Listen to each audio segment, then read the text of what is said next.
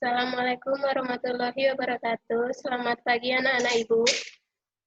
Sebelum memulai pembelajaran hari ini, alangkah baiknya kita berdoa terlebih dahulu.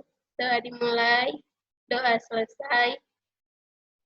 Baiklah, kita langsung mulai pembelajaran hari ini. Pada hari ini kita akan belajar mengenai karya ilmiah. Ya, jadi karya ilmiah itu merupakan sebuah karya tulis yang berisi informasi tentang fenomena atau peristiwa yang sedang terjadi. Jadi peristiwanya itu ditulis berdasarkan kenyataan yang berupa fakta, bukan fiksi. Contohnya itu mengenai pengetahuan, teknologi, sosial, budaya masyarakat, penelitian, dan lain sebagainya. Nah, berikut ini ialah contoh dari karya ilmiah.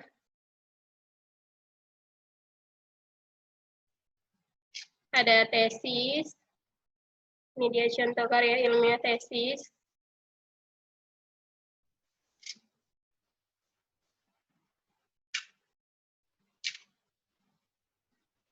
Kemudian kita lanjut langsung ke dalam kebahasan karya ilmiah. Kebahasan karya ilmiah itu ada yang pertama itu menggunakan kelugasan dalam pembahasannya. Jadi maksud dari kelugasan ini, bahasanya itu mudah dimengerti ataupun mudah dipahami. Kemudian yang kedua itu menghindari penggunaan kata dan kalimat yang bermakna ganda.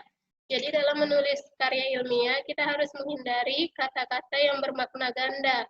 Kata-kata bermakna ganda ini seperti kata-kata hiasan. Kemudian selanjutnya yang ketiga, menggunakan ragam bahasa yang memiliki makna yang pasti. Jadi ragam bahasa yang kita gunakan itu maknanya pasti. Selanjutnya menggunakan kata-kata baku.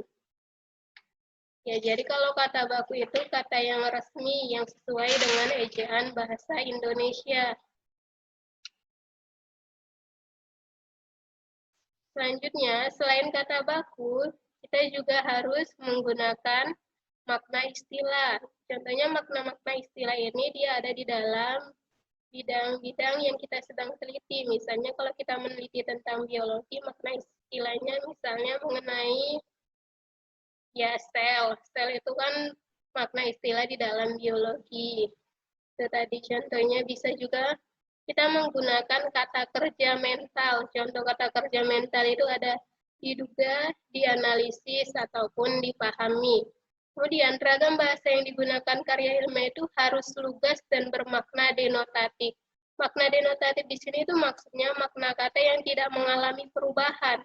Jadi dia sesuai dengan konsep asalnya. Makna denotasi disebut juga makna yang lugas. Nah, kata itu tidak mengalami penambahan makna. Adapun makna konotasi itu dia makna yang telah mengalami penambahan. Tambahan-tambahan itu berdasarkan perasaan atau pikiran seseorang terhadap suatu hal. Jadi kalau di dalam karya ilmiah kita harus menggunakan makna denotasi, makna yang sebenarnya. Contohnya ada kata tangan kiri Arman terkilir sewaktu bermain bola.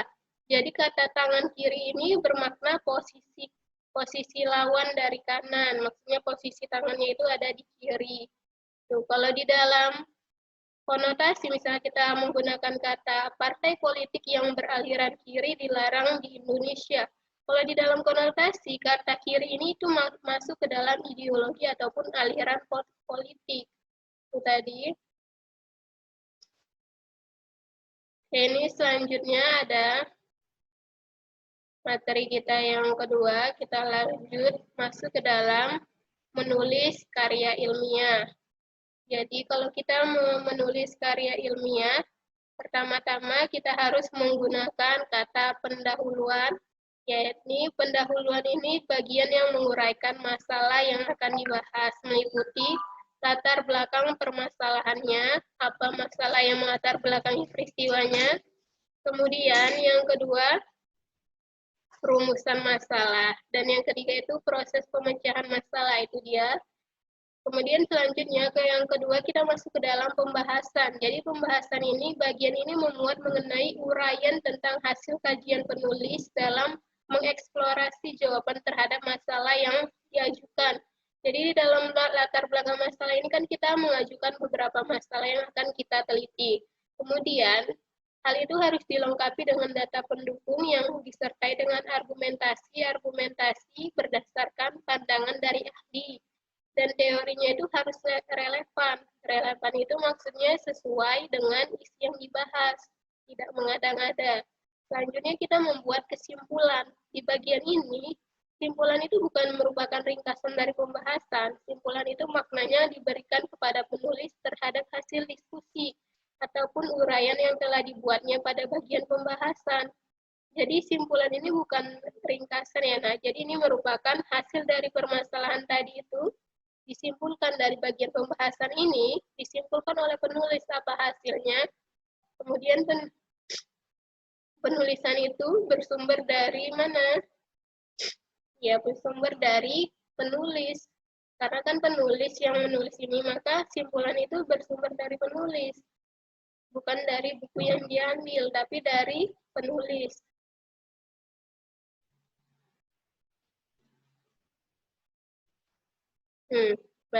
Baiklah, selanjutnya kita masuk ke dalam ini.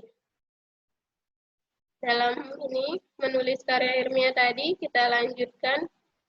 Jika kita ingin menulis karya ilmiah, kita juga harus memperhatikan sistematika dan juga kebahasaannya.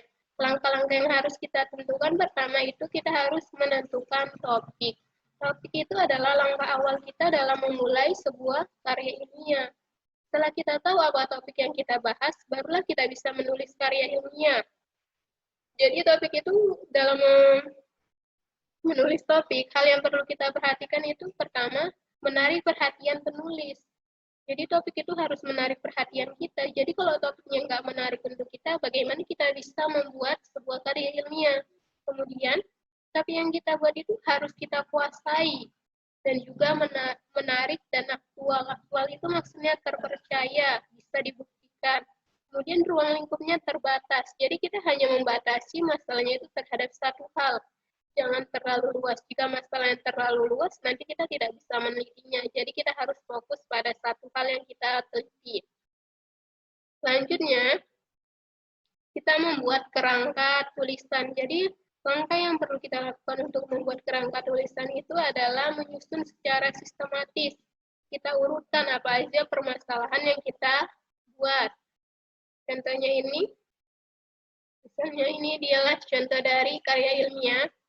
Ini contoh dari kerangkanya. Setelah kita membuat kerangka, barulah kita buat, nih, kita kumpulkan bahannya. Langkah selanjutnya itu kita mengumpulkannya dengan menyusun sebuah karya ilmiah. Jadi berbeda dengan menulis fiksi yang bisa saja berdasarkan imajinasi. Kalau karya ilmiah itu tidak demikian.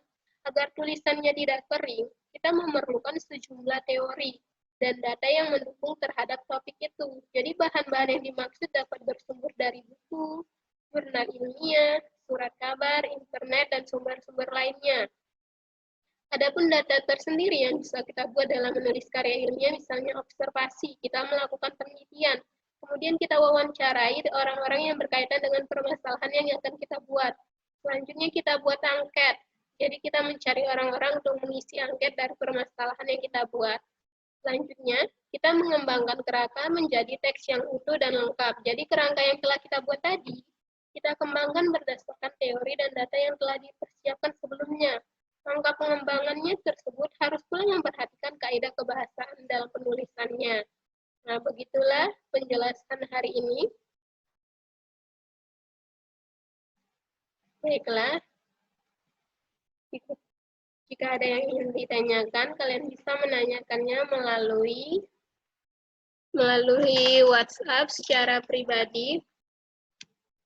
Kemudian untuk hari ini, kita akan mengadakan ulangan harian pertama. Baik, soal yang pertama itu ada 10 soal, dikumpul sampai jam 2 siang ya, Nak.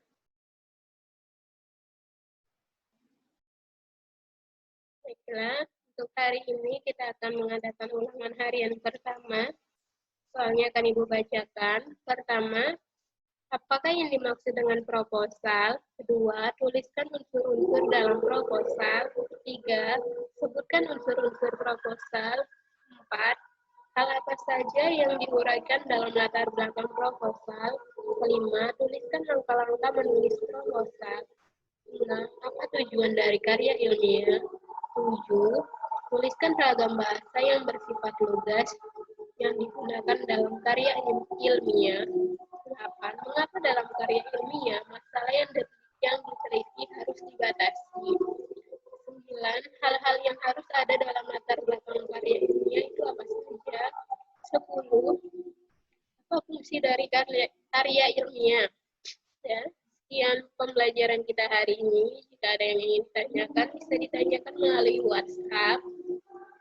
Kemudian, untuk ulangan hariannya bisa ditulis di buku latihan dan dikumpulkan sampai pukul 2 siang. Akhiri, wabillahi taufiq wal hidayah. Wassalamualaikum